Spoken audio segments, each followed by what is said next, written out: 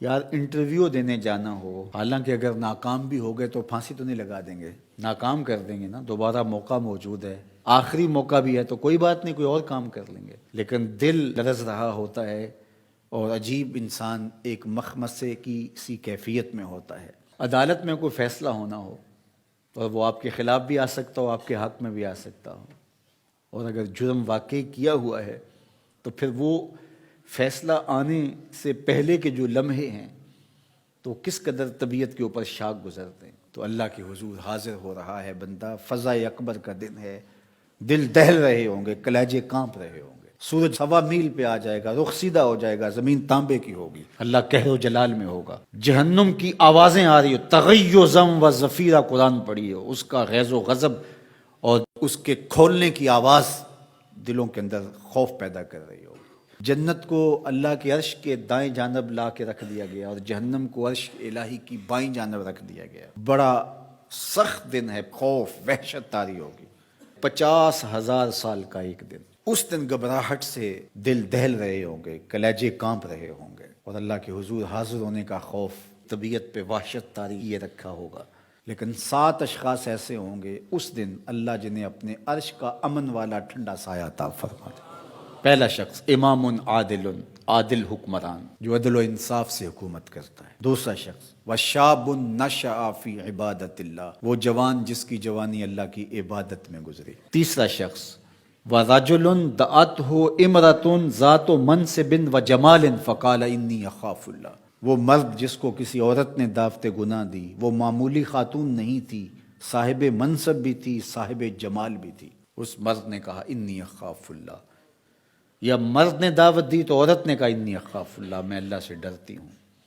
تو اللہ کے محبوب علیہ السلام نے ارشاد فرمایا کل قیامت کے دن جب کوئی سایہ نہیں ہوگا اللہ اسے اپنے عرش کا ٹھنڈا سایہ عطا فرمائے گا۔ چوتھا شخص ورجل قلبہ معلق بالمساجد، وہ آدمی جس کا دل مسجد میں لگتا ہے، لٹکا ہوا ہے، معلق ہے، ایک نماز کے بعد دوسری نماز کا انتظار کرتا ہے۔ اللہ اکبر، مسجد میں ایسے سکون پاتے ہیں جس طرح مچھلی پانی میں سکون پاتی ہے۔ کل قیامت کے دن جب کوئی سایہ نہیں ہوگا اللہ اس کو اپنے عرش کا ٹھنڈا سایہ عطا فرمائے۔ پانچواں شخص ارشاد فرمایا وَرَجُلَانِ تَحَابَّا فِي اللَّهِ اجْتَمَعَا عَلَيْهِ وَتَفَرَّقَا إِلَيْهِ، وہ آدمی جو ایک دوسرے سے اللہ کے لیے پیار کرتے ہیں، جب آپس میں ملتے ہیں تو اللہ کے لیے، جب جدا ہوتے ہیں تب بھی اللہ کے لیے۔ چھٹا شخص وَرَجُلٌ تَصَدَّقَ بِصَدَقَةٍ فَأَخْفَاهَا حَتَّى لَا تَعْلَمَ شِمَالُهُ مَا تُنْفِقُ يَمِينُهُ، وہ آدمی جس نے صدقہ کیا، دائیں ہاتھ سے کیا، ایسے مخفی انداز سے کیا کہ بائیں کو بھی خبر نہ لگنے پائی۔ فیس بک تو دور کی بات ہے، اخبار تو دور کی بات ہے،